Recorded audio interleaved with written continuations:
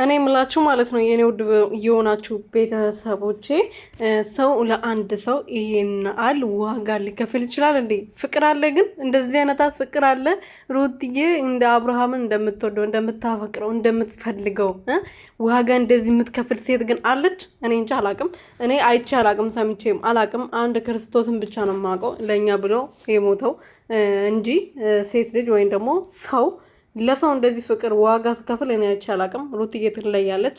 የለፋችበትን ነገር በቀላሉ እንደማተው እስከ መጨረሻ ድረስ እንደምትጋፈጥ እንግዲህ አንዳንድ ሴቶች አሉ እኔም ጨምሮ ብዙዎቻችን ቶሎ እንደክማለን፣ ቶሎ ተስፋ እንቆርጣለን። በቃ ይሄ ነገር አይሆንም፣ ለምንድን ነው እንደዚህ የምንሆነው ብለን ብዙ ነገሮችን ትተን ወደ ሌላ ነገር እንሄዳለን ቶሎ ብለን ማለት ነው። እና ያኔ ወተን ደግሞ አሁን ሩትዬ አቅቷት አይደለም፣ በነገራችን ላይ ከሌላ ሰው ጋር መስራት ከሌላ ሰው ጋር ህይወት መጀመር አቅቷት አይደለም፣ ግን የለፋችበትን ነገር ልጅነቷን ያጣችበትን ብዙ ነገሯን ያጣችበትን ነገር በቀላሉ መተው ስለማትፈልግ ነው። ገባችሁ አይደለ?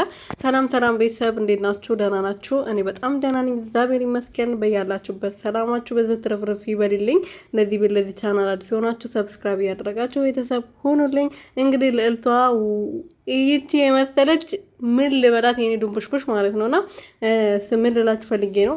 ሩትዬ ለፍቅር ብዙ ዋጋ ከፍያለሁ። እንደዚህ በቀላሉ ይህንን ፍቅር ለእናንተ አልተውም፣ ለአንቺ አልተውልሽም፣ አትኖሪበትም ብላታለች።